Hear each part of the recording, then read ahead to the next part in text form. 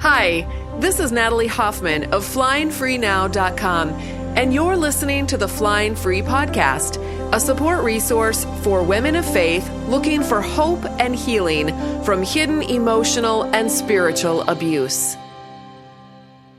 Welcome to episode 153 of the Flying Free Podcast. Today, I have my friend Sara Richmond with me. Hello, Sara, and welcome. Hello.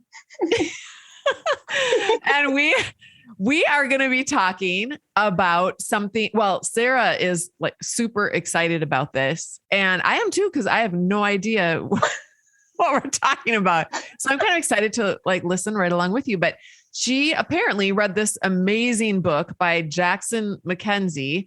Mm-hmm. And tell us about the book and why you're so excited about it. So not everything in the book was new to me, but the way it was written, it was so gracious and transparent and inviting and honest. But there were some things in it that have been critical to the growth process that I've been in over the last year. And they paired really well with things that were already coming up continuously for me and related to some of the stuff that I addressed in therapy. And I just am absolutely sure that a lot of survivors deal with the same thing. So I really wanted to just sort of shout it from the mountaintops, and you're letting me do that. Right. That's awesome. So what's the name of the book? It's called Whole Again, Healing Your Heart and Rediscovering Your True Self After Toxic Relationships and Emotional Abuse. I love it. Oh my word. I love the title. Yeah. So it's funny because I had no intention of reading this book, no awareness of it, but one of my clients just mentioned it to me. We have a bit of a similar story, and she just said, "Hey, read this book." So I took her advice. And here we are talking about it on the Flying Free Podcast. Yes. It's a perfect book for this podcast.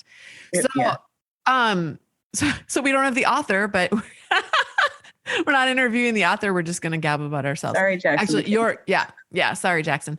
All right, Sara, tell us you told me that, it talks about, well, you were talking about the idea of being broken. Yeah. And the problem with that. So tell us about that. So I know that that's a really common theme in Christendom or whatever. And I think there's validity and necessity to realizing that we're not perfect, but I don't think that that's basically ever or barely ever a problem for someone who's been through what we've been through or who's sincere in their faith, right? Yeah. It never was for me. I mean, honestly, more than anything, I struggled with feeling that I was not enough. And I never really pinned down that phrase in my heart until pretty recently, I am not enough. That was a core belief I had based on a bunch of core wounds. Mm-hmm. And so, I remember talking recently about it with a friend, and she sees things differently from me, which is absolutely fine. But I think she thought I was saying I was basing the whole idea of brokenness off of the idea of being imperfect versus perfect. And that's not what I mean. After I got out of my abusive relationship, I felt so broken and busted up. And this especially came up, not just as a matter of course, in surveying sort of the emotional landscape of my life, but as I tried to deepen relationships around me or start new ones. And then especially as I started to date, I remember at one point, and I'm dating now, saying to the man I'm with, I just feel so effed up. Mm. And he's like, but you're not. And I remember going into therapy several months back and saying something to that effect to the woman who was counseling me. And she just said, I don't ever want to hear you use that phrase again to describe yourself. Find another word. What are you? And I said, I'm discovering. I guess I'm discovering.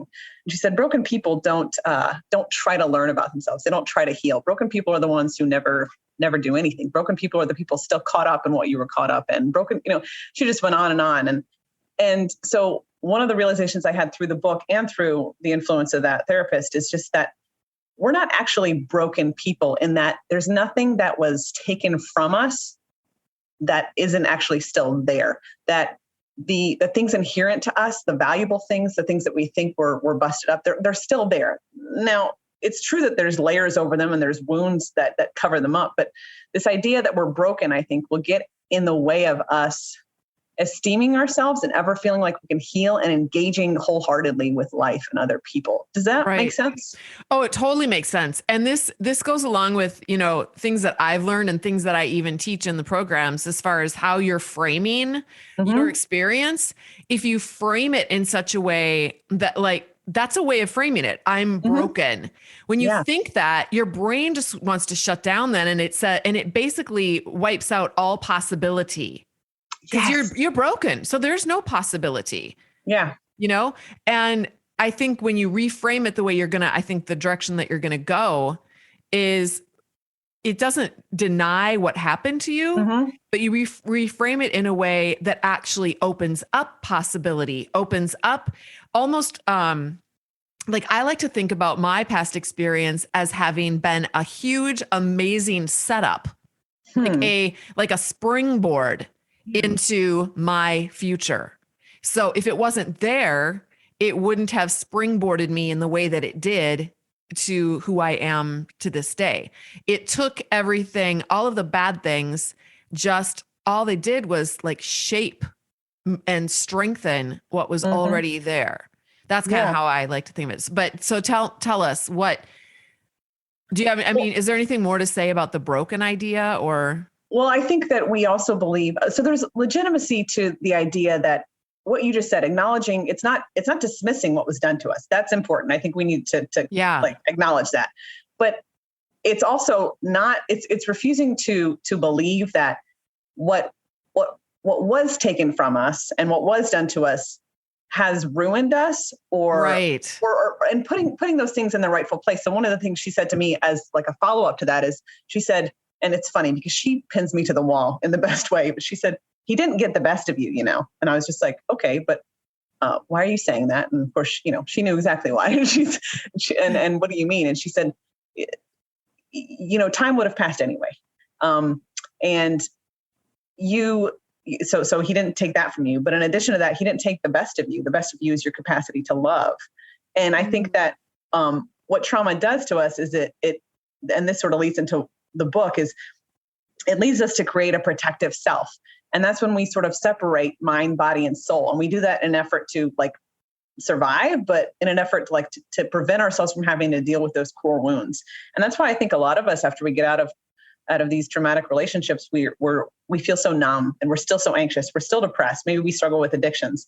And even though maybe we're healing in a lot of different ways, if we don't address core wounds, then we sort of walk around and we feel broken because we're still like this onion with all these layers on the outside, and we're refusing to go to the deeper parts. And it's funny because even though we embrace suffering, I know I did. I mean, for how many years, in your case, right? 2.5 decades, right? We still are averse to some of the really deep, uncomfortable sensations that relate to core wounds. And for me, one of mine that has come up again and again that I finally am really dealing with is I am not enough. I don't know if you can relate. Yeah.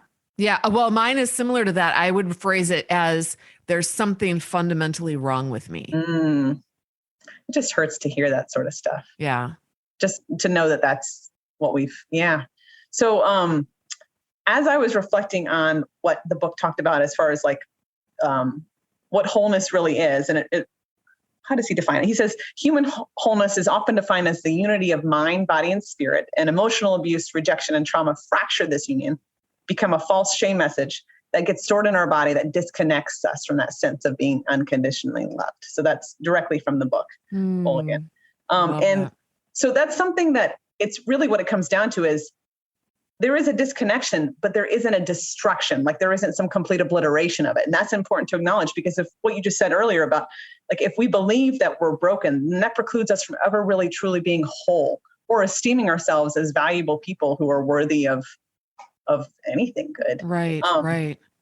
So, what did I say before that? I lost my train of thought. Well, you were talking about how it fractures, but it doesn't mean that it's irreparable. Yeah. And so I felt like you were going towards how do you get those pieces back together again, as far as you unify the body and what were those 3 pieces again? Your body, mind, and spirit. You got it. Yeah. See, together we make one brain. I've said this so many times. It's so helpful. Thank you. Yes.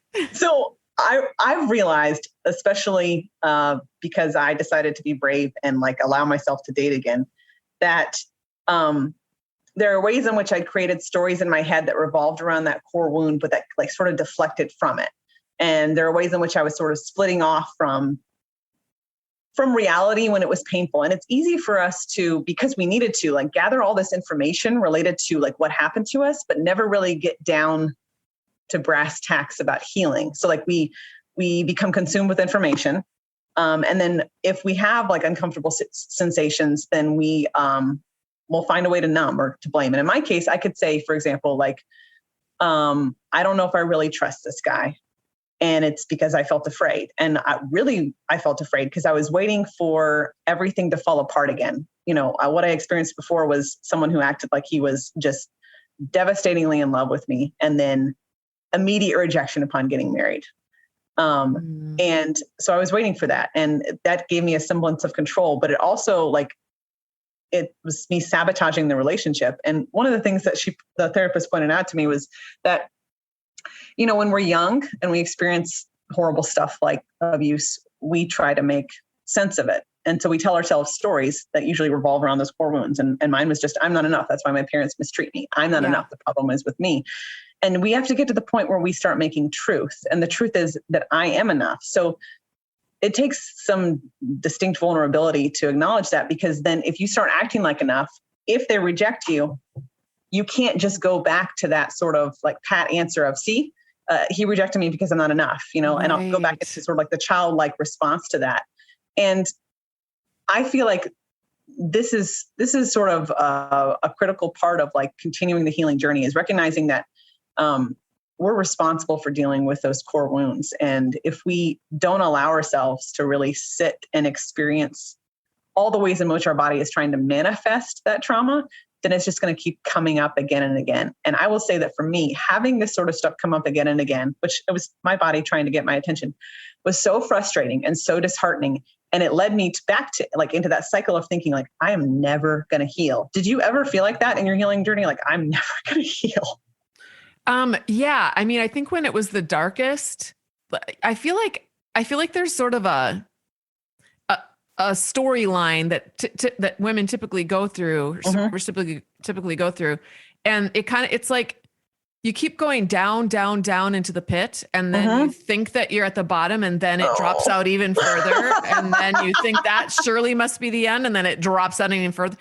That when you get to the bottom, that's when you get to that place where you just think, okay, I guess it's never going to be better. Yeah. You get to that hopeless feeling where, but it does get better. It does, but I just feel like it gets worse and worse and worse before it actually starts to get better.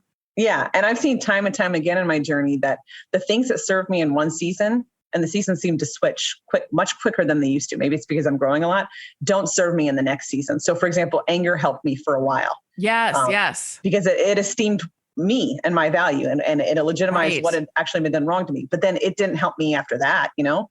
And gathering data and information about like what I had been through helped. But then after a while, that just becomes it can become like a compulsion, like to move into the story instead of going into like, okay, and what's my responsibility now? How can I help myself to heal? Yes. And I think that I've seen in the past year, especially how it would be easy, and the impulse is not there as often anymore, but like it's easy for me to just go back and do, well, I experienced this, so the way I feel is legitimate and justified. And sure it is, but is it moving me anywhere into a good future?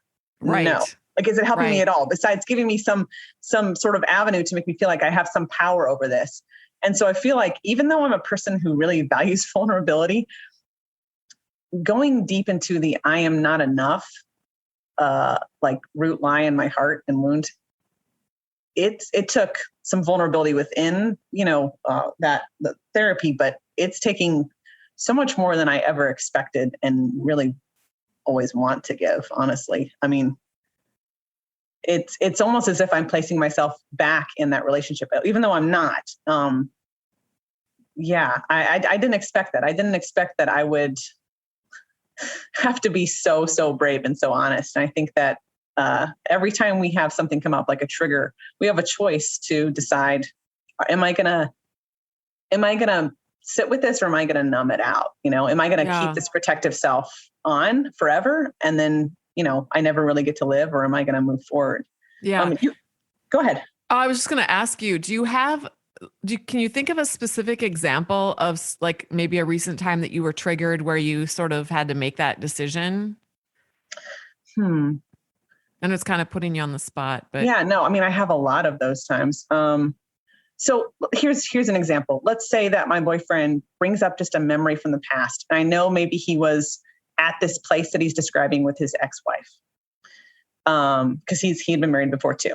I could, in that moment, decide that means that he's missing that time, and that it was special to him because of that person, that somehow I'm not important, or there's some kind of like subtle put down in there. But he's not manipulative or unkind at all. And we all have a history. Like, none of us get to the point where we're in our 30s, 40s, and 50s where we don't have a past. You know what I'm saying? Exactly. And if you meet somebody then you're going to have a whole, like, half of a lifetime without them.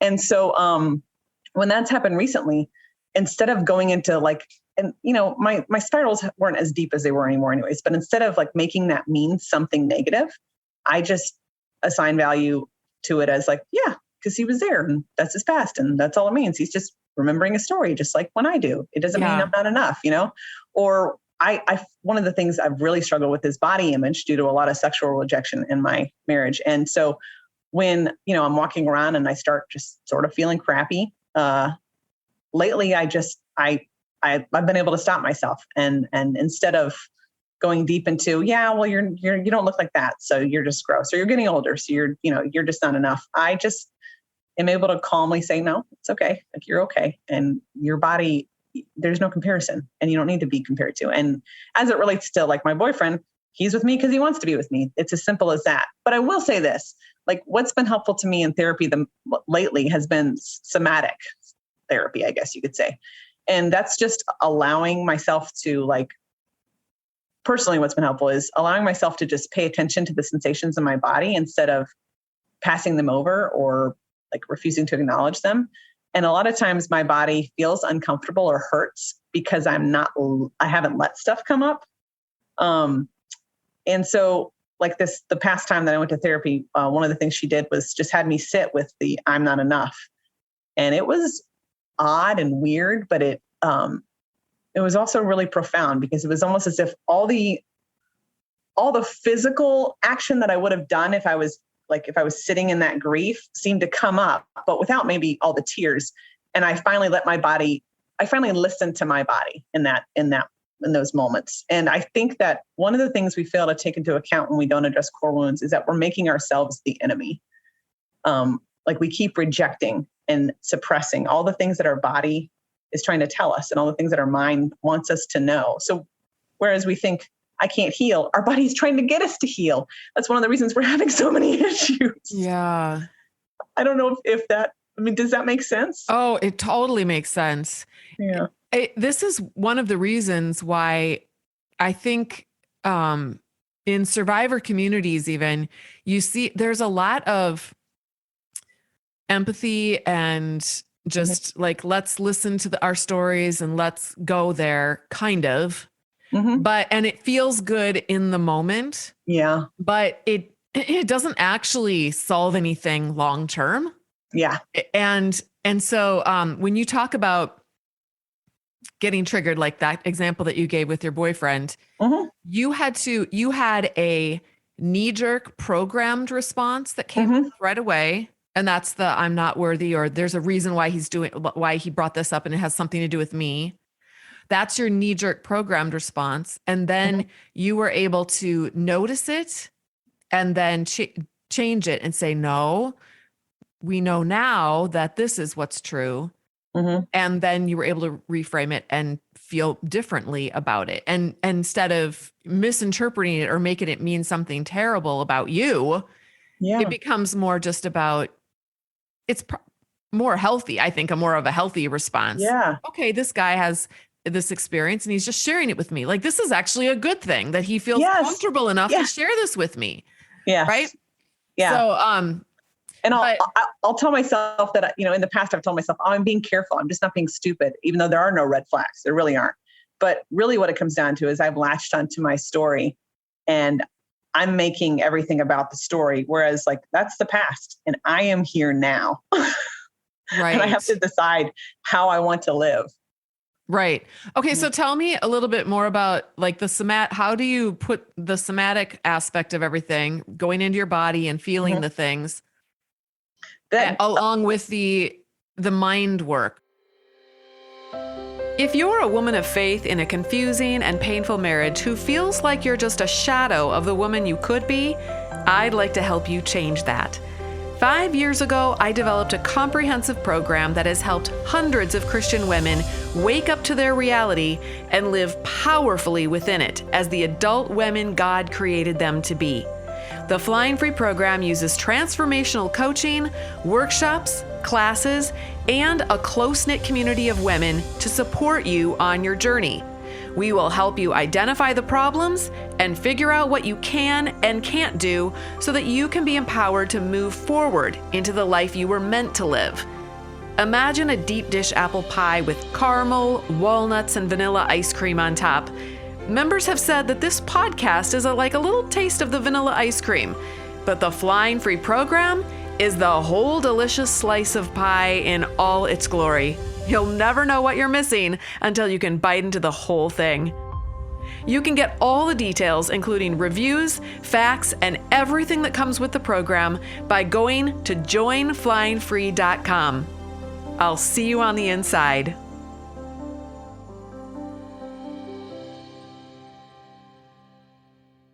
Yeah, sure. So I will say, like, I don't think that he specifically calls out somatic therapy much in the book, but it's really sweet, just the vulnerability that he shows in the book, because he talks about all the different sensations he had come up and just how it was so much of a process for him to work through these things and realize these things, even before he wrote this book, he had written another book, as an expert on the subject of psychological abuse, but he wasn't healed. So he's coming as a person in the trenches.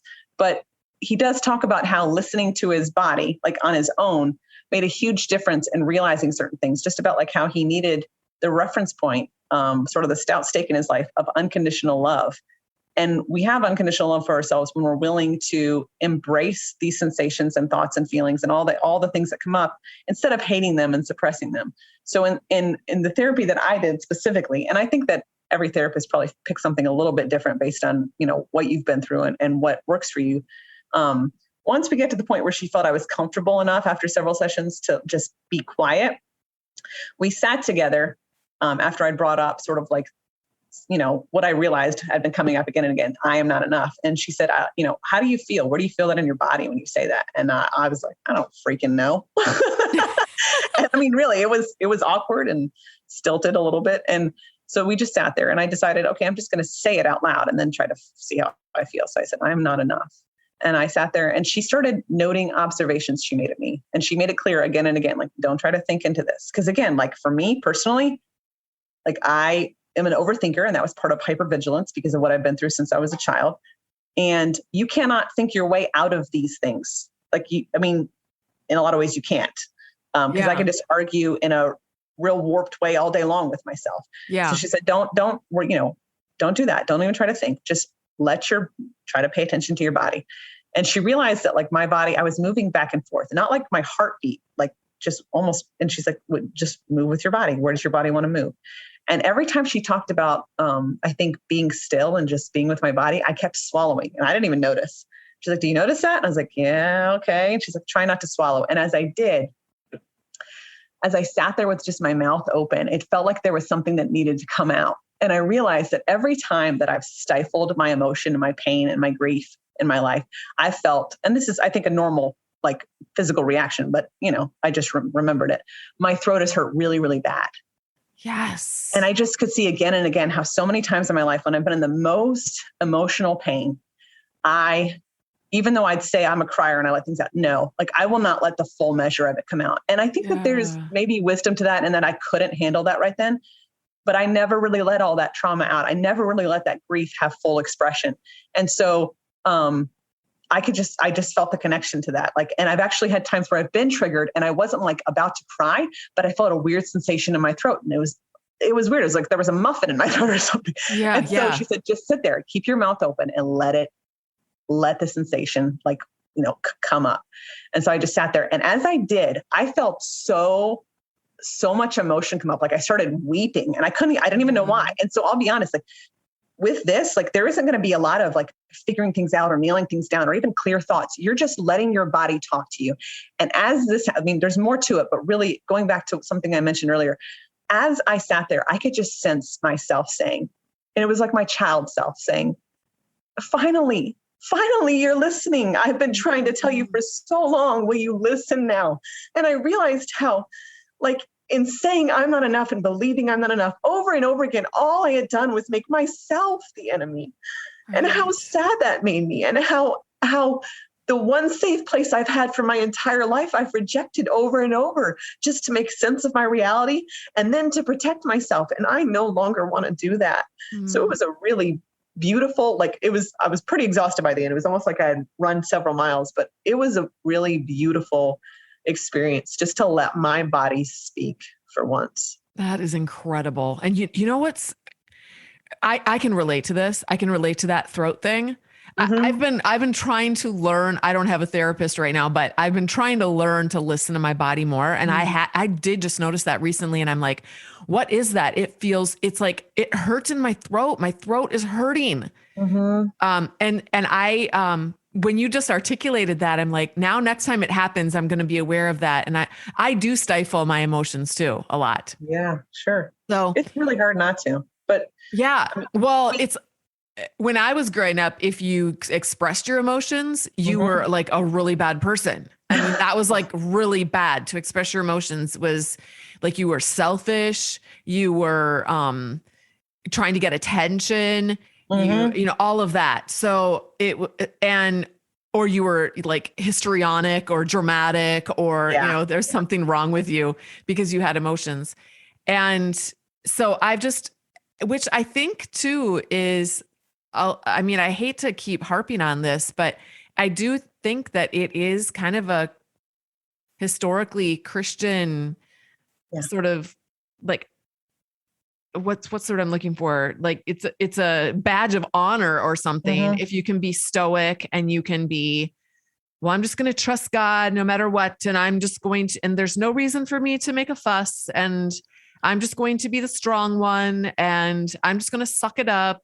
And that's like praised, or, the whole idea of dying to yourself or not basically killing yourself off.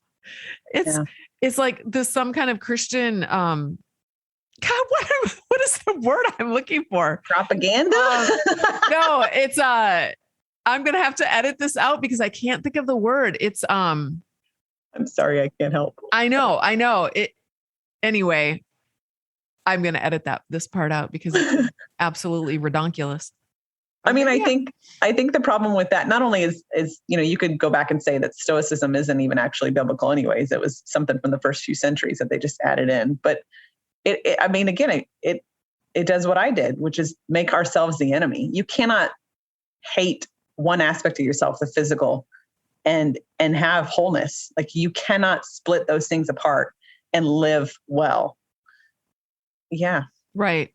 I thought of the word too. What? It's virtue. It's like a virtue to kill yourself. Yeah, definitely. But I mean, even within the context of what we're talking about, just in general, like if we deny and resist these things, that doesn't help at all. Like we're not just making ourselves the enemy, we're preventing ourselves from ever healing or having any.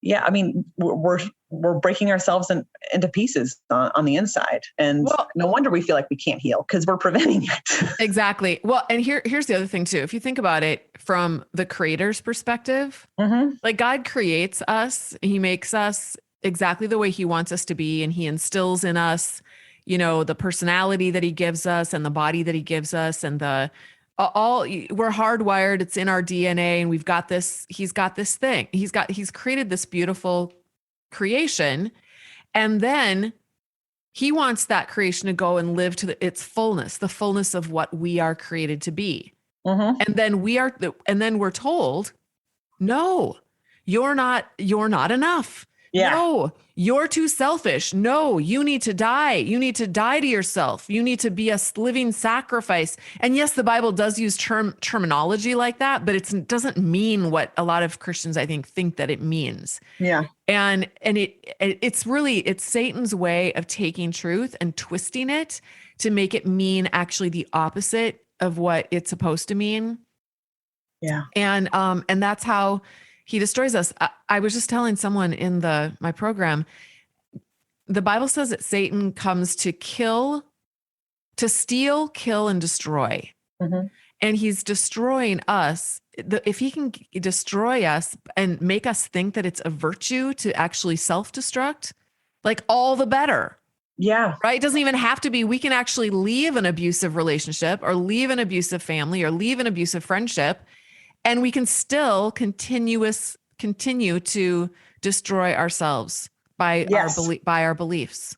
Yes. I definitely am like the poster child for that. And what's funny is, as I've come out, it's funny, but it's sad. As I've realized these things and come out of them and started to live and think differently, I've actually gotten pushback from other people who believe that I don't know, I guess becoming a heathen or something. And I'm just thinking, but do you understand that all of this is just, it's been produced by the acknowledgement, the realization of how much harm those beliefs have done to me. And now I'm deciding to believe something different. Like it wasn't like I want to go out and do bad things. It's me realizing these things are doing me actual harm. And right. here's the revised version that's bringing life to me. You know, that's the only impetus behind all of this. Right. So I think throughout history too, people Jesus was called the son of the devil. So that would be like the equivalent of us being called a heathen, right? Huh. I think all throughout history, I think some of the most, the people who are just really truly desire to be aligned with the heart of God, the love of God through Christ, are often maligned and in the same way that Jesus was maligned, because they are not stepping in line with the rules and regulations that enable them to be easily manipulatable by the powers that be.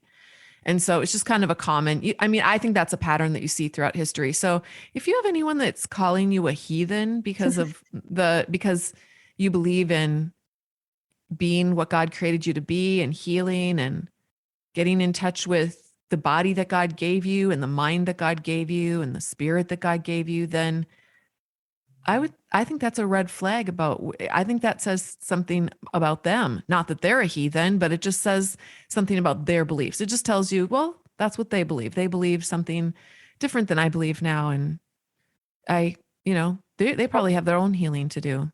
Yeah. Well, the irony is I'll sometimes look around and realize that some of the ways people are treating me now, I would have thought the same thing 10 plus years ago about me, from the outside, just because if you haven't lived it, it's hard to understand. And right. Yeah. So I try to be gracious instead of getting angry.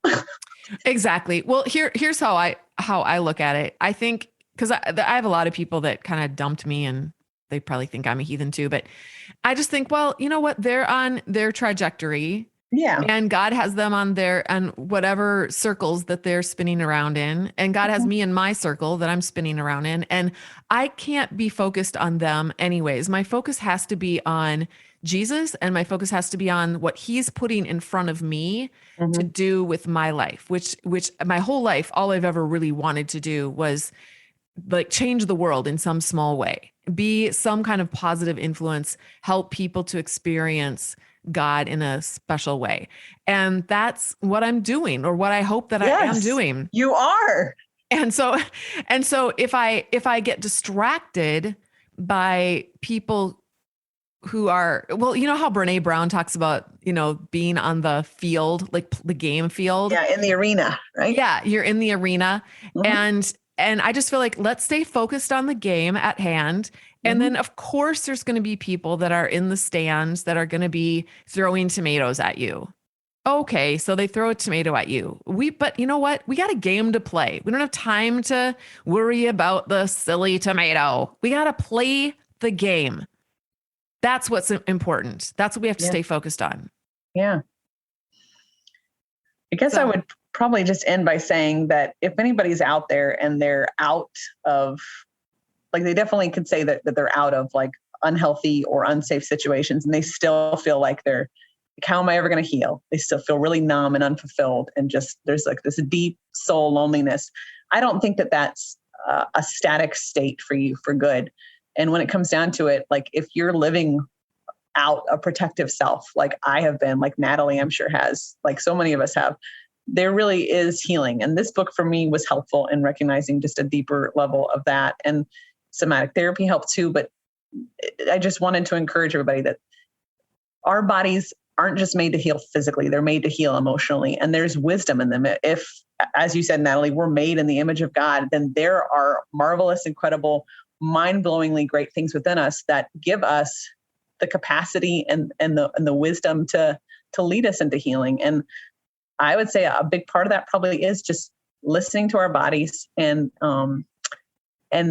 really truly going deep into the acknowledgement of what they need to grieve or release or let go. And once we do that good work, our lives change, because I have not found deep healing in striving and in being some kind of perfect person or checking all these boxes. I found it in just allowing it to come as it does and seeking it out in gentle ways and just loving myself and putting myself in situations where people can love me. Yeah, I love that. I want to piggyback off of that and just say that it, because I can hear the voices of Christian people in my brain, but we tend to think, oh, there's this end goal and we have to reach the end goal, but healing is not, there's no end goal to healing other than that it's just a journey. It's a process, and we'll be doing it for our whole life. So you never think, oh, I just have so much further to go. I always try to think, I kind of use this phrase, I'm healing and I'm also kind of a hot mess. Mm-hmm. And in fact, just the other day, my daughter told me something that involved my ex-husband, and I got triggered, and I started, I reacted a little bit, and then I said, okay, this is my unhealed, wounded child that's reacting right now. I just want you to know that this is, and I'm just like, and I'm just crawling out of my skin because this little girl inside of me is like freaking out inside of me. Right. But it helps to be able to recognize that and to feel it, to be able to say, okay, my wounded child inside is just, she's like, scratching on my innards. And I want you to know, daughter, that that's what's happening right now. And I'm aware of it. And my daughter was able to hold space for that because she's amazing. But, and she was able to be okay with that. Not that I don't, but if I'm shaming myself for that and going, come on, Natalie, you're a coach. You should get your act together. You shouldn't be falling apart in front of your daughter. This is a stupid, silly little situation. It's not even that big of a deal. If we do that, that just makes, all that does is stuffs it down, makes us feel shame. It makes that little girl, like you said, the little girl's trying to, like, why can't you just listen to me? It makes her just crawl back into her corner and go, see, nobody cares about me. Nobody wants to listen to me. Yeah. So it doesn't help. So anyway, for what that's worth. Yeah. That's a great example. Well, I'm really glad that you brought this book to our attention. It sounds like a great book. It's called, so for those of you who are listening and you want to go get the book, it's called Whole Again: Healing Your Heart and Rediscovering Your True Self After Toxic Relationships and Emotional Abuse by Jackson Mackenzie. And you're welcome, Jackson, for promoting your book. It's so funny. It's like, he has no idea who we are. He has no idea. Anyway, well, of course we have no idea who he is actually. So I think that's a wrap for this session, but those of you who are listening, thanks for listening. Oh, by the way, I haven't said this for the last couple of times, but I want to just encourage you to go and leave a rating and review on Apple iTunes if you haven't done that already, because that really helps to get our podcast in front of the eyeballs of more people who are just like you. There are algorithms out there, you guys. So when you listen and you download an episode, or you like an episode, or you subscribe to a podcast, or you leave a rating and review, which is like the biggest way of giving it lots of juice, you're actually helping to promote this podcast. So if you like it, why not promote it? You can be totally anonymous. You don't have to give your real name or anything. People come up with all kinds of interesting names there in the reviews. So just throw a name in there and give your rating and review, and then give this podcast, totally give it some juice, you guys. And then more women will be able to find it, because I think it's been helping a lot of women, and I like it to help even more. All right? Yes. All right. Thanks for being with us, Sara. And thanks for listening, you guys who are listening. And until next time, fly free.